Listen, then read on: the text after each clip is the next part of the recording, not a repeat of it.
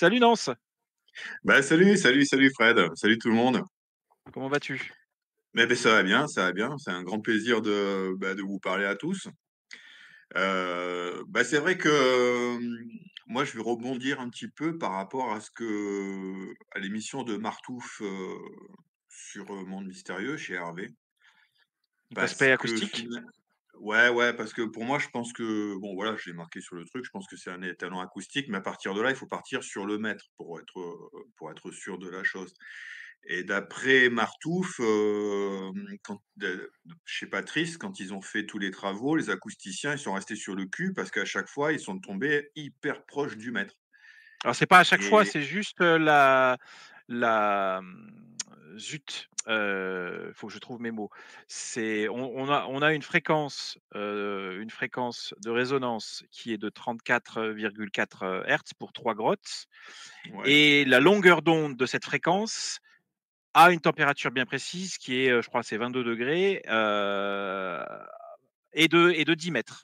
Donc on le re c'est voilà, c'est juste ça. tout à Après, fait. Je trouve c'est ça hyper important, hein. Moi, je fabrique des enceintes acoustiques, c'est mon dada et je dirais même que, toutes les pyramides, les églises, tout ça, j'en ai parlé dans mes vidéos, ce sont des résonateurs acoustiques et ils sont là pour jouer un rôle, particulier de fréquence et de résonance. Donc si on part sur 10 mètres, on le divise, par 10, ça fait 1 mètre et donc on va tomber sur une certaine fréquence et ce qui est assez dingue, c'est qu'a priori sur bar à bar, ce serait un ré dièse, mais ça correspond pas tout à fait à nos normes à nous, que ce soit en 432 ou en 440, hertz. Il y a un petit bug. Alors je pense que c'est un petit peu comme tout ce qu'on peut voir peut-être, on a fait un peu notre sauce, on a arrangé le maître à notre sauce, on a arrangé la coudée, enfin bon, je moi je pense que cet édifice, il a été construit pour, réaliser un étalon pour, acoustique sur se dire: «Bon ben voilà, on est capable de faire ça dans la pierre, donc on pourra le pour reproduire, ailleurs». Quand on a visité Minorque avec, le groupe des Pyramidios là, JB, tout ça, on a eu un peu la même réflexion. On s'est dit: «Tiens, c'est marrant sur cette île, tous les mégalithes, on c'est un peu comme s'ils ont fait cette zone test et si ça marchait ici, mais ça peut marcher un peu partout, ailleurs». Et donc voilà, moi mon idée, c'est que Barabar, c'est vraiment l'étalon acoustique pour pouvoir donner une norme de réalisation et du coup pouvoir, œuvrer pour pouvoir faire rentrer en résonance la planète et c'est là où je rentre, en accord avec ce que Martouf, a essayé d'expliquer sur Monde Mystérieux, hein. C'est à peu près ce que j'explique, depuis pas mal de temps sur mes vidéos aussi. C'est que voilà, ces anciens ont sûrement, c'est surtout les travaux de Christopher Dunn qui m'ont orienté vers ça, vers les moteurs thermo-électro-acoustiques. Je pense que les pyramides, les cathédrales, les églises sont des édifices qui vont vibrer, sur les failles telluriques à des lieux précis et donc forcément, ils ont des cotes précises par rapport à la fréquence du lieu. C'est pour ça qu'on va voir un étalon avec un yard royal, un yard, mégalithique, une coudée, et cetera. C'est parce que c'est la fréquence vibratoire du lieu propre qui engendre l'architecture de l'édifice. C'est en ça que les calculs des solstices et des équinoxes étaient hyper importants pour avoir finalement, l'étalon, je dirais même le phi spécifique du moment et on pourrait même dire que, par exemple, la cathédrale Saint-Luc, c'est parce qu'elle résonne le jour de la Saint-Luc. C'est clair? Ce que ouais, non, moi je suis oui. largué. Perso, je suis largué. Est-ce que Kamel, par exemple, tu peux rebondir sur, tu as envie de rebondir sur cet aspect, acoustique? Tu nous as parlé de cet aspect Je n'ai pas métrologique. de compétences. C'est pour rebondir avec, tout ce qu'on a déjà dit avant, c'est tout le temps le même schéma. OK. Si tu regardes Tour des Vents, Vatican, tu Ouais, je tombes, connais pas. Je peux pas intervenir là-dessus, je connais pas. Tour des Vents, OK. Après, pour compléter avec ce que dit Thibaut, au niveau du Vatican, moi, je pense qu'il parle des deux bras en fer à cheval ils sont aussi là pour réceptionner, en fait, le signal qui est amplifié sur l'obélisque pour pouvoir faire entrer en résonance, la Ça, coupole, c'est du difficile à Vatican, quoi. prouver, mais c'est une hypothèse, oui. C'est sûr, c'est sûr. Moi, je parle en tant que géobiologue, donc c'est que du ressenti et du radiesthésie, hein. Donc c'est clair que Oui, d'accord. moi, les mathématiques et cetera, je les comprends, je les conçois. Ils se révèlent justes par rapport à mes hypothèses. Mais c'est vrai que moi, ma science est une pseudo-science aujourd'hui, hein. Ça arrange beaucoup de personnes de classer, cette science-là, dans la pseudo-science parce que justement, ben, on peut pas la vérifier. Alors que je dis que c'est complètement faux, hein, parce que il y a des, heu, il y a des géoradars, qui font des tests sonores et qui correspondent exactement avec, les relevés des géobiologues. Je pense, c'est pas le débat, hein, je suis pas là pour défendre la géobiologie, mais en tout cas, si on réfléchit en tant que radiesthésiste, géobiologue, acousticien, il y a vraiment beaucoup de clés, qui pourraient, vraiment changer la face de la réflexion des chercheurs curieux, je pense, à mon niveau en tout cas. J'ai envie de dire les géobiologues, c'est comme les chasseurs, il y a les bons et les mauvais, hein, c'est pareil, c'est comme toute profession, hein. Oui, C'est ça, oui, tout à fait, hein, c'est de toute façon, il a c'est osé. des ressentis, rien que quand on voit avec l'école de Georges Prat et l'école de Stéphane Cardino, c'est déjà 2 écoles totalement différentes au niveau des ressentis. Donc effectivement, je dis pas qu'il y a des bons et des mauvais, je dis qu'il y a il y a sûrement des façons des approches différentes et des ressentis aussi différents, hein.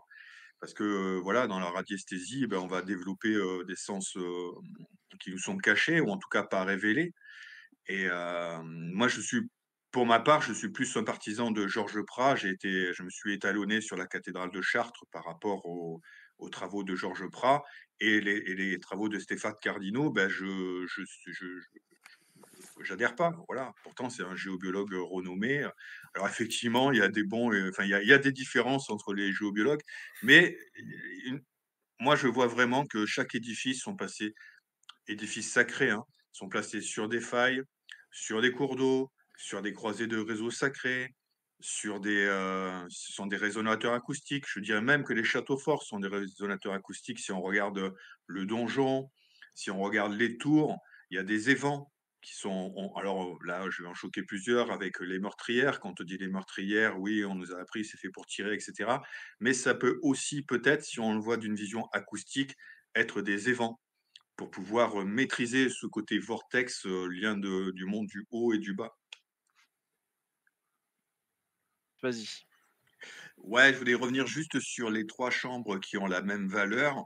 En fait, moi, en tant que fabricant d'enceintes, les portes d'entrée, pour moi, c'est les évents acoustiques des volumes des chambres sonores et donc on aurait, des essais, d'évents, à la rigueur, sur la même, longueur, enfin, sur le même volume.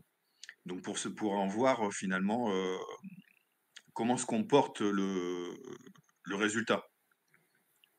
Voilà, ce que je veux dire, c'est que les portes sont des évents, en fait, des évents acoustiques. C'est important pour une enceinte de pouvoir, respirer, de faire rentrer et sortir le son pour qu'il y ait un écho et surtout, une stabilité, on va dire hem,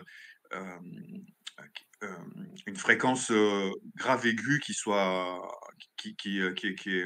très, jumping quoi, réactive. Voilà, c'est ce que je cherchais et donc du coup, le placement de la porte, les vents, permet de faire des essais sur la réaction acoustique de la chambre. En tout cas, il y a les mêmes, il y a le même, comment dire? Il y a les mêmes efforts qui sont faits sur les couloirs que sur les chambres. C'est-à-dire même Ouais, tout poli, à fait. Ouais, au niveau dimensionnel, ouais, c'est après sur ouais. l'aspect, Ouais. est-ce que sur l'aspect sonore, est-ce que parce que quand ils étudient ce que je sais pas, peut-être que Martou pourra nous le dire tout à l'heure, mais ce que je sais pas ah mais non, mais j'ai fait revenir, Thibaut et j'ai oublié Martouf. Heu, bon, c'est pas grave. Mister Martouf. Martouf, tu Ouais, seras le je l'attends prochain. aussi Martouf. Tu l'attends. Ouais. Qu'est-ce que je voulais dire du coup? Je sais plus ce que je voulais dire. Oui, je sais pas si, l'étude acoustique qui a été faite, si, elle tient compte des couloirs. Ça, je sais pas, parce que j'ai pas mis mon nez dans le rapport acoustique, donc je Ben sais pas. Martouf en a bien parlé. Moi, c'est vrai que bon, voilà, je vais pas parler du film de Patrice, j'ai trouvé vachement magnifique, hein. Les images sont fabuleuses, le son est parfait, tout est beau. Mais quelque part, pour les gens passionnés comme vous et moi, je pense qu'on savait déjà à quoi s'attendre. On n'a pas trop appris, quoi que ce soit, si ce n'est que de l'éblouissement et ça nous a amené à faire ce type de réunion-là. Donc ça, je trouve ça très, très bien. Mais c'est vrai que Martouf s'est positionné sur, les comptes rendus acoustiques des ingénieurs et c'est là où vraiment il y a de quoi, à mon niveau, il y a de quoi vraiment parler, quoi. C'est, le côté acoustique, quoi, hein. C'est Ce que quoi? je trouve intéressant, Histoire c'est de que, Patrice ouais. n'a rien dit à ce propos dans son film, mais il y a effectivement une géolocalisation qui est aussi intéressante. Donc, il y a un lien avec le nombre d'or au carré, qui est la proportion entre l'équateur et le pôle Nord. Et puis si on regarde entre, Barabar et le pôle Sud, on arrive sur un nombre qui est à peu près le même que celui de le diamètre de la Terre. Donc effectivement, il y a quelque chose qui semble être aussi une géométrie qui est encore une fois liée au nombre d'or au carré cette fois, et qui géolocalise ce lieu à un endroit intéressant. Et puis ça, je trouve intéressant dans toute la théorie, en y allant par le son. Moi, ça fait quelques années que je suis en train de stocker des, des données sur tout ce que j'entends sur le son et ces sites mystérieux. Et puis petit à petit, ça commence à se focaliser. Et c'est là que l'autre jour, j'étais tout à fait étonné de retrouver ce que Nance nous raconte régulièrement. Et puis que j'ai fait le lien avec l'histoire de géobiologie. Je me suis déjà aussi bien intéressé à ce genre de choses. Et puis, c'est vrai que c'est intéressant. Et de plus en plus, la géobiologie, ça me fait penser, il y a des histoires, ils parlent d'ondes, de formes, ce genre de choses. Ça paraît très ésotérique. Mais finalement, on est toujours dans ces questions, que ce soit des ondes sonores ou des ondes électromagnétiques. Effectivement, il y a des géométries particulières qui permettent de les manipuler. Et puis on arrive justement à qu'est-ce qu'elle pourrait être la nature de cette espèce de réseau tellurique en tout genre. Ça pourrait être effectivement du son, parce qu'on voit que ça n'a pas de composante électromagnétique, que ça dépend des mouvements des astres, que ça dépend des phases jour-nuit, que ça dépend aussi des, de la nature du sol très fortement. Et puis que c'est pas étonnant de pouvoir détecter que le radiesthésiste détecte les sourciers sont là pour détecter l'eau, ce genre de choses. Donc effectivement, il se pourrait bien que le son qui émane de la Terre, donc c'est là que j'en arrivais à la théorie, qu'on a probablement des ondes sismiques qui peuvent être détectées, amplifiées, utilisées, et puis pourquoi pas, ce serait un lien, si le son est autant utile là-dedans. Alors, voilà, ça reste une hypothèse, mais là, la géolocalisation devient intéressante. Le fait qu'on a une géométrie, dite sacrée, je sais qu'Alexis est toujours, «Il y a rien de sacré», ça a une définition précise. Bah, Puisqu'on utilise géométrie sacrée, les égyptologues, quand ils parlent, enfin, il y en a plein, hein, quand ils parlent du triangle, 3, 4, 5, ils parlent du triangle sacré d'Osiris, hein. Après, je sais même voilà. pas pourquoi, hein. Je Je sais sais même pas pas pourquoi, pourquoi, mais des fois non plus ça vient comme ça, mais enfin, ça nous donne dans une certaine gamme d'un sujet dont on parle. Et puis, ça dénote, un peu un cahier des charges, je crois. Il faut qu'on ait un truc qui soit orienté selon les points cardinaux, hein. On est quand même, à l'équinoxe. On sait qu'il y a les marées d'équinoxe aujourd'hui, qu'il y a des alertes aujourd'hui partout, au bord de mer.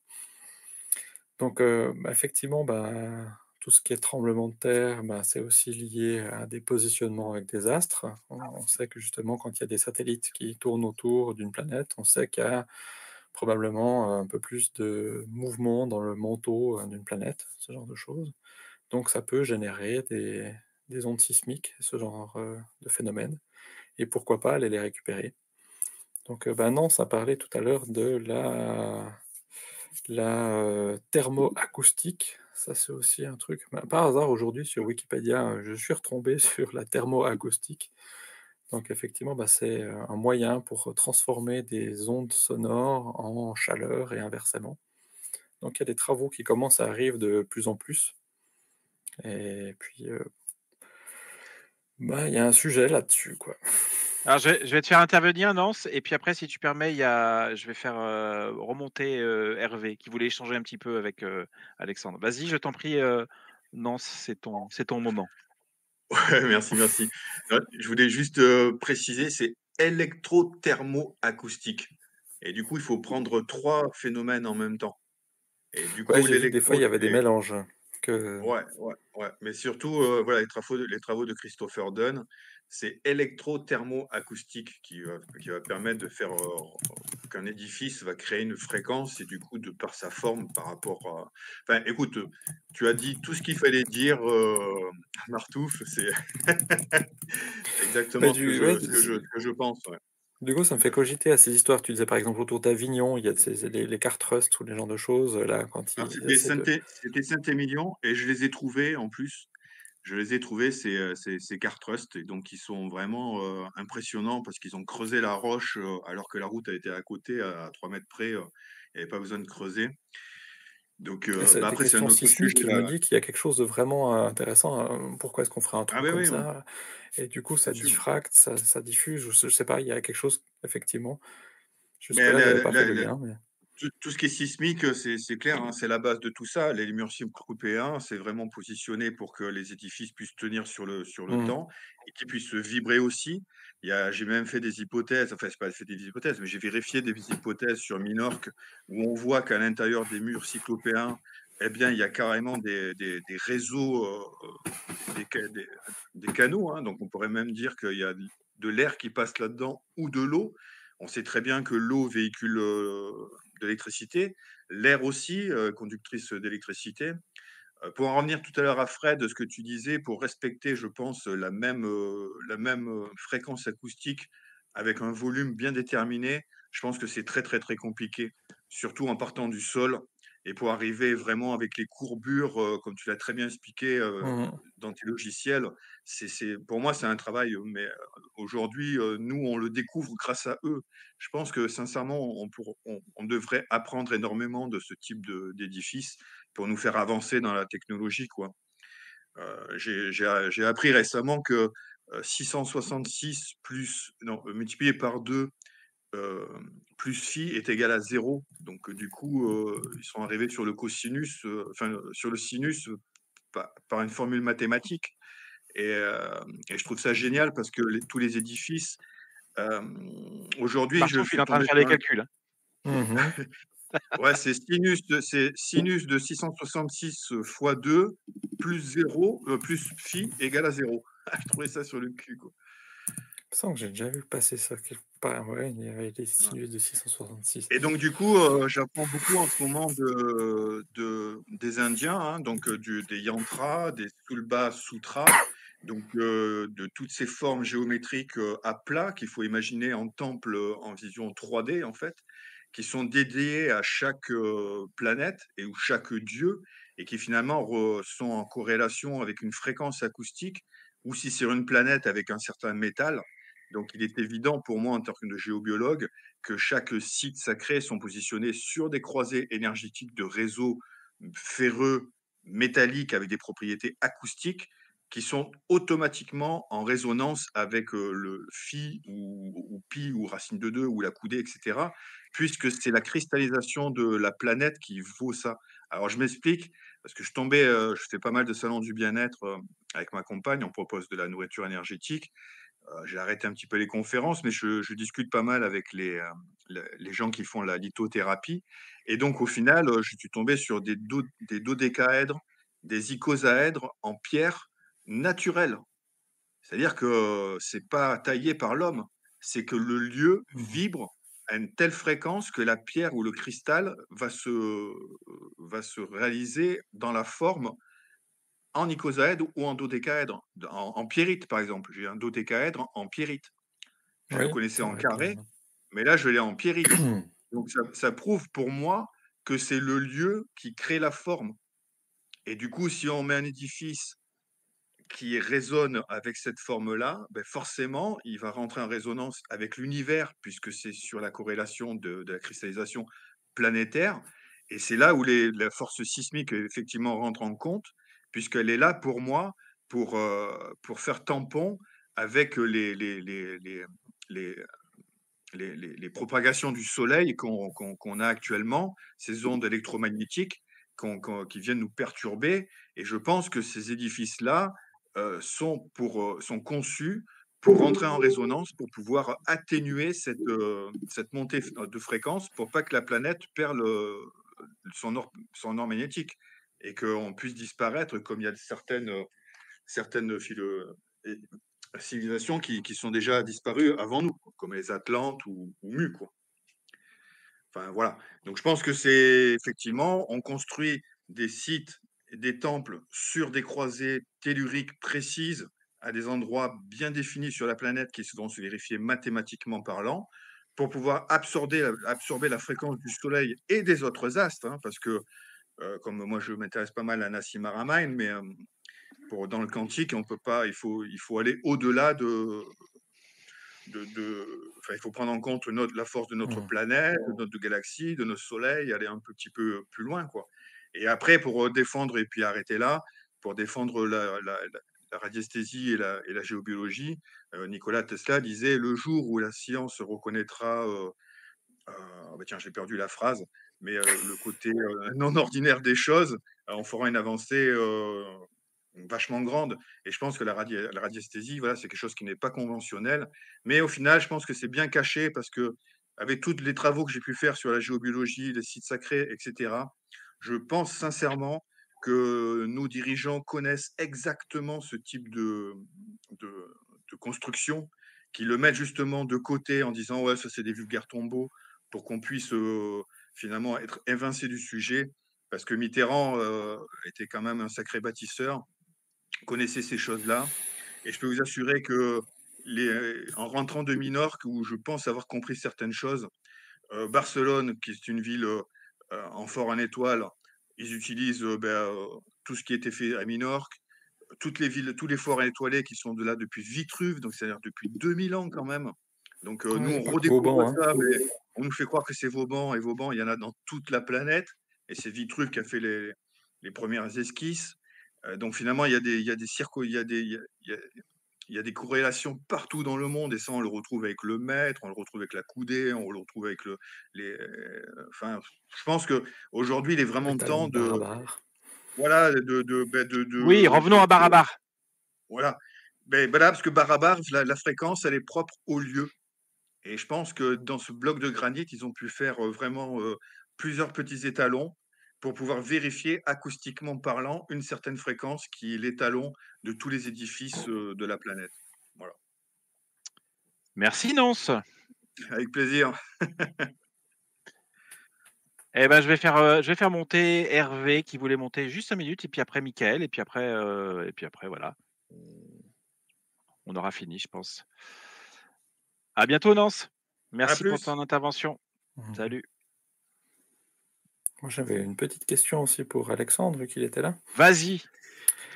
Hervé. Alors, ouais, bonsoir à tous. Non, j'écoutais attentivement Nantes, parce qu'il faut savoir que Nantes, petite parenthèse, Nantes, on s'est connus juste après des confinements et tout ça, et on était tous ensemble dans le même groupe, et on se contacte régulièrement par téléphone, on est toujours en contact, et je sais que Nantes, il doit passer aussi sur Monde Mystérieux. Je suis prêt à faire 10 émissions avec lui non-stop, parce que ouais, c'est avec Nantes, on reste 3 heures au téléphone, voilà, c'est obligé. Et je sais que Nantes, il a beaucoup de choses dans tout ce qu'il dit. Il y a des éléments, bien évidemment, les gens qui vont écouter Nantes ou qui vont voir peut-être ces vidéos, ils vont prendre des éléments qui vont les interpeller, et peut-être d'autres pas du tout. Mais c'est super intéressant. Moi, j'entends tout ça. Et Martou, j'espère que tu vas revenir aussi un jour sur Monde Mystérieux, parce que c'est... Non, moi, j'aime pas ces petites chaînes. Là. Oh là là là.